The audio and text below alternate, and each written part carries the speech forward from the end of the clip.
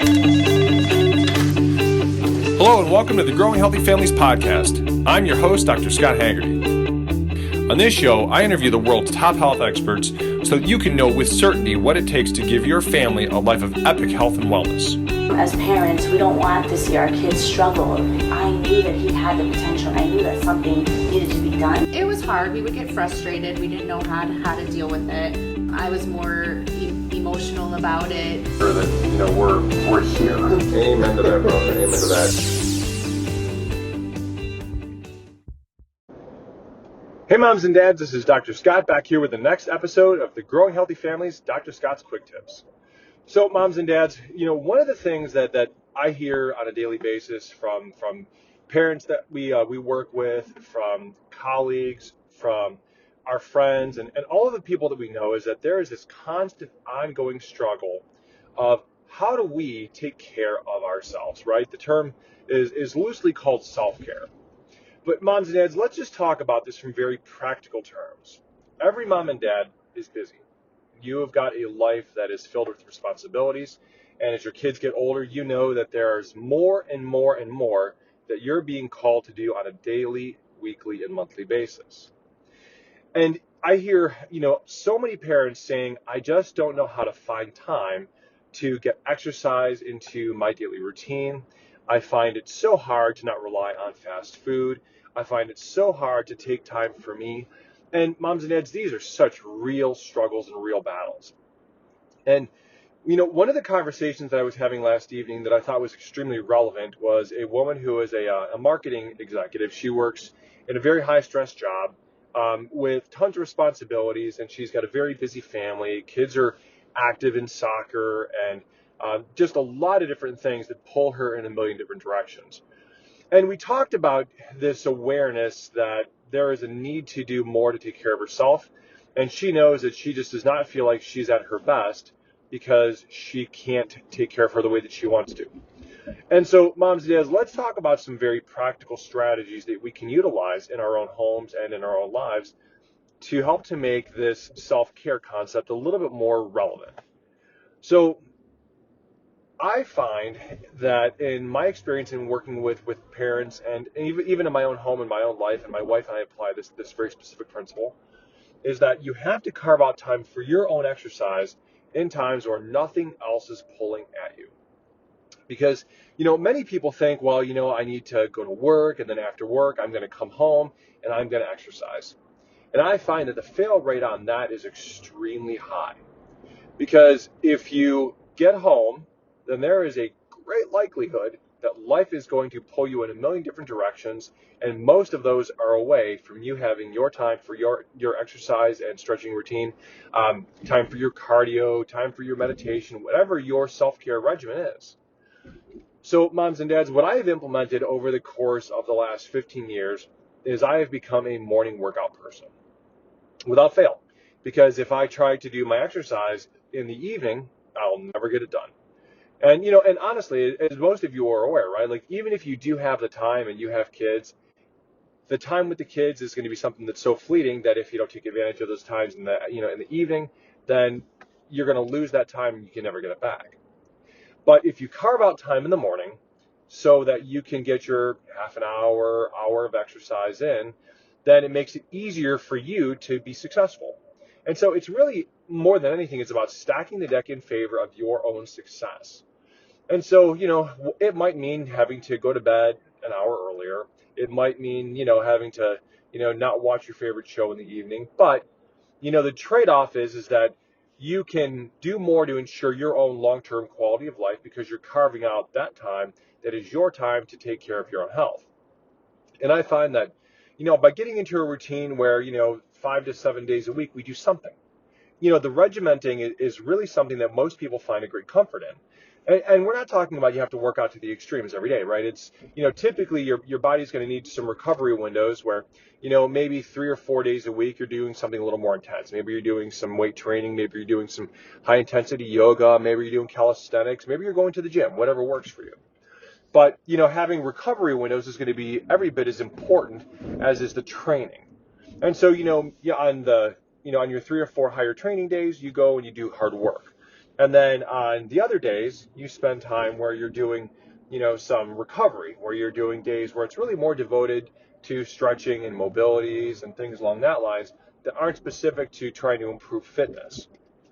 Now, if you're trying to do things like weight loss, another important consideration is that you do need to have a pretty regular cardio regimen.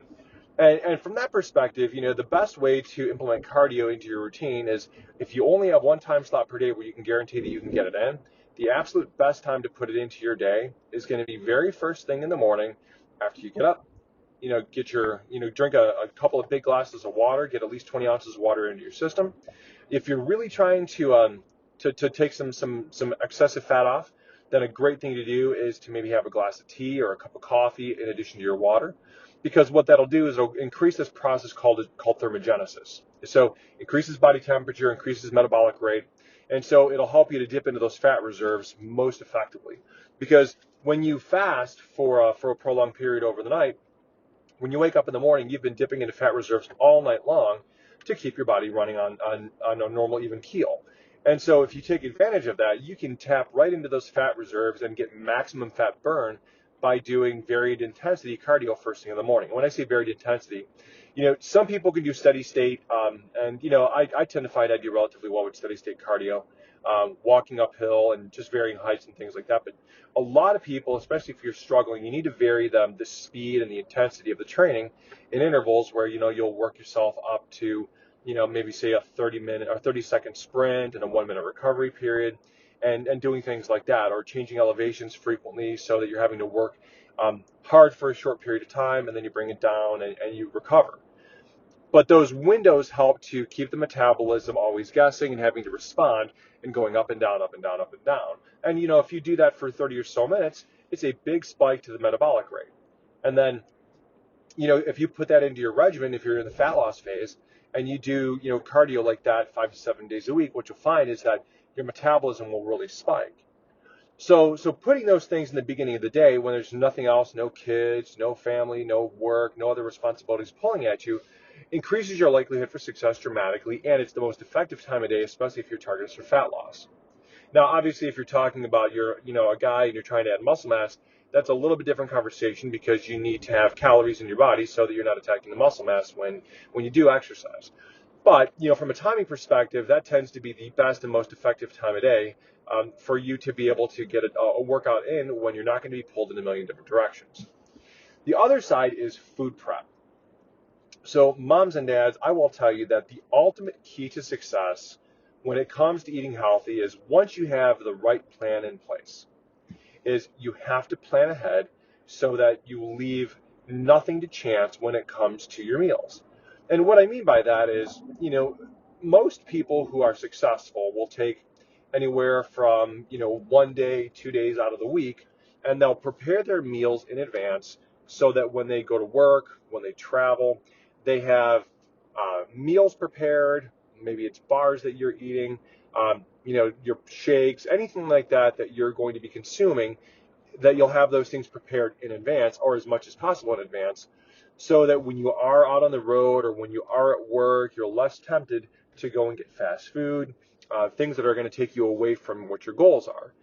And, the planning side, yes, there's a little bit of legwork involved in it, but it's something where, especially as a mom and dad, doing this type of planning, what you're doing is you're also setting good examples.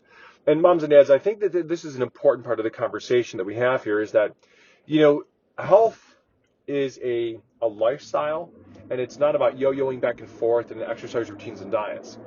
And, I hear a lot of parents say that, it's just so hard with my kids, and moms and dads, I get that. What we have done very successfully in our home is we've made this lifestyle a part of what we do. It is something where, our kids, they will come down in the basement and they'll see us working out. We have a gym area that we put into our basement, yoga mats and some calisthenics equipment, some kettlebells and things like that we put in our basement.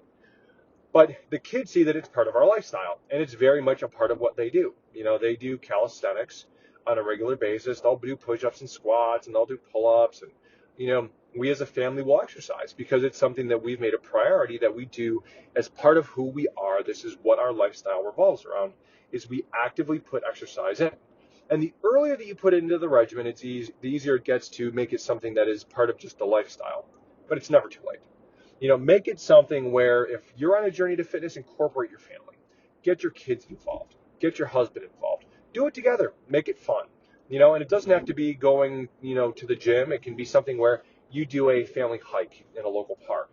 It can be something where, you guys do push-up contests, or, you do morning workouts together. You do family yoga.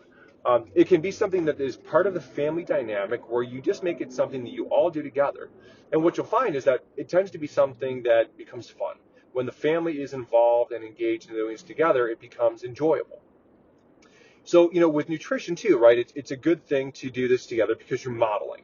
And, our kids learn their nutrition from us. And, it's a constant struggle, moms and dads. It's a constant struggle with kids to get them to go and make the right choices. But I will tell you this. The more that we understand what nutrition is, the more that we implement good nutrition habits, and make efforts to find ways to go and make eating healthy something that we all enjoy, then the more likely your kids are to make good health choices when it comes time for them to make their choices on their own.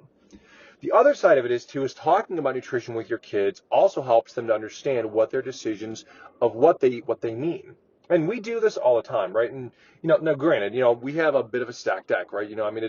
It's my background, it's my education, but even before this was something where I had the science and the education specifically to nutrition, I read about it. And the good thing is, moms and dads, there's lots of great books available, lots of great resources.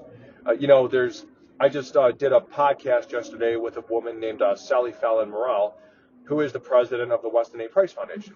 And their mission is all about proper nutrition for families. Go onto blogs, go onto podcasts, go onto websites like theirs.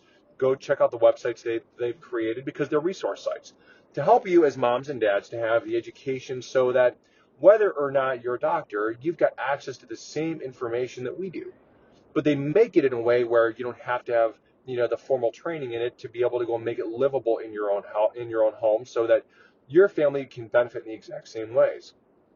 But it becomes something where you talk about it and you prepare food together and let your kids see you actively making these foods, because it's so easy to prepare the kids a box of macaroni and cheese and not have to go and choose to fight, and we don't want them to to bicker over dinner.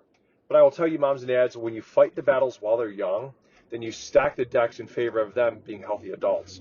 Because, right now they're setting the foundations for their health for the rest of their life. And when I say this, I mean this with all seriousness.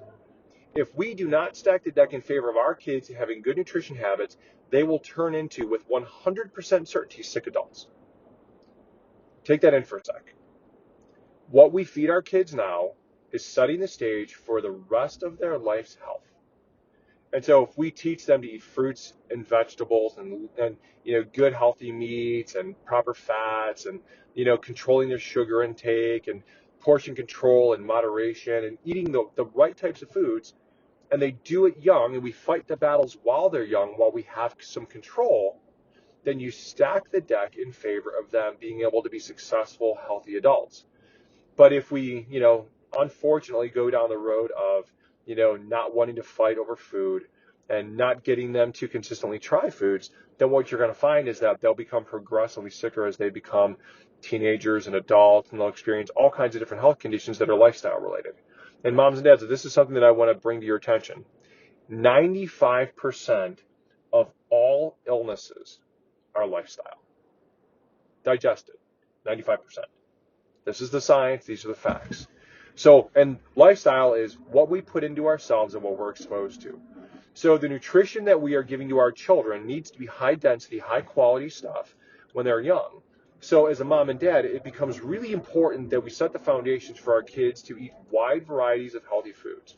Getting them to eat fruits and vegetables, minimizing the amounts of inflammatory foods like grains, and minimizing fast food, and making sure that they're not drinking soda and sugary drinks, and get them used to drinking water. Because moms and dads, if we start giving our kids juices and waters, juices and pops young, then guess what they're going to choose always? They're going to fight for that because it tastes good. So we have to keep that stuff out. And you know what will end up happening, and this is something that I can say because we've done it firsthand, is that if you get your kids used to water, You get your kids used to, drinking things that are non-sugared. When they come in contact with sugary drinks, they're not going to like them very well. They'll overpower them. My kids, they don't get juices or sodas in the home. And if they ever get them, it's because it's part of a treat. But what's interesting is, my little guy is 6 years old, at the age when most little boys are, loving juices and, wanting sodas and things like that. So if he has a juice that's not something that's very diluted, it overpowers him and he does not want it. He chooses to throw it away because he does not like it.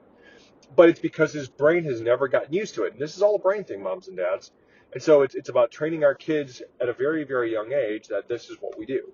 But, it's this constant conversation with us and our kids about, the health and the lifestyle and fighting the battles while they're young and teaching them about food preparation and things like that so that, you help them to understand that this is how we develop health.